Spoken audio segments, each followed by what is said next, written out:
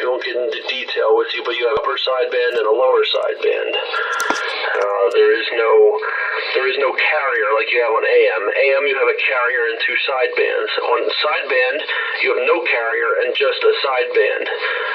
Your modulation is your carrier. It's going out with your voice peaks. Do you usually hang out on this channel? Oh, no. I usually hang out on channel 14 with all those CBers down there.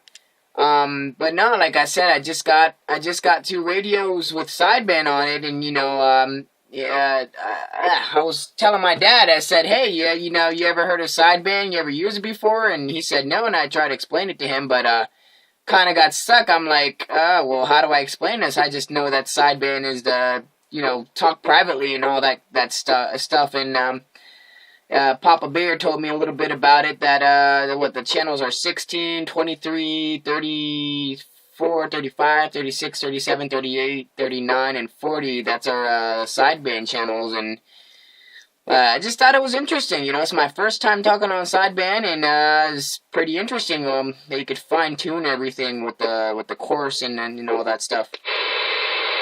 Hey, QSL. Hey, Frank, do you have a copy on him?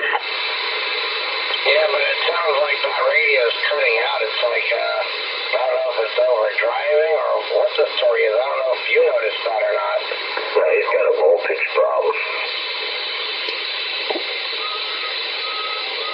Yes, I do. I'm running off of a computer power supply. It's, with everything off, it's only pushing 11 volts. So I am a little bit under voltage. But it does get me by on AM, so I'm not really complaining much. What are you using to power that radio?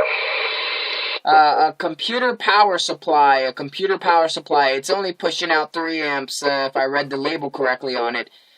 I would have to use one of my other computer power supplies that are for gaming systems. 750 watts. That it's rated for, but it's at the shop right now getting it fixed. Yeah, that's what the problem is. I recognize that sound anywhere. You're not supplying enough amperage to the radio to supply it on your high peaks, so you can hear the voltage cause the radio to basically oscillate. It's what happens. It causes the VCOs in the radio to oscillate. You need at least, for a sideband radio, which is probably doing about 15, 20 watts PEP, you're going to need, no less than, 5 to 7 amps, on a stock sideband radio that's only doing, the 15 watt, legal PEP. But that's what's causing it. Guys, I was just sitting here going through some email before I called in tonight, and I heard that's what that is. He doesn't have enough amperage there. Go ahead, Dave. Yeah, that's what it seems like. I mean, he's just not getting that inrush, enough surge off the power supply. He's probably noticing the meter lights going real dim when he's talking too. Is that bad for the CB? I mean, is that causing any damage? I mean, if it is, I'll go ahead and shoot off this CB here.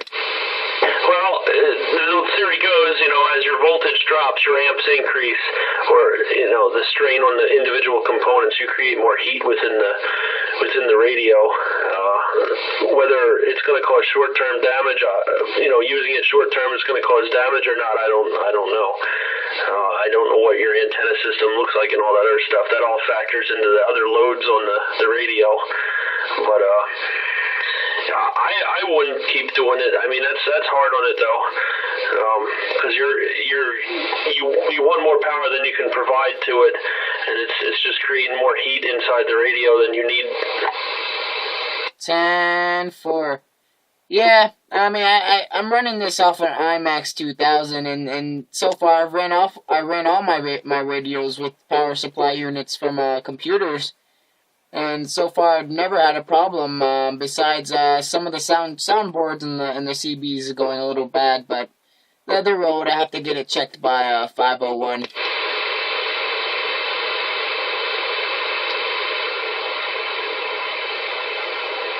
Hey Frank. Yeah. Hey, you gonna hook up your Washington?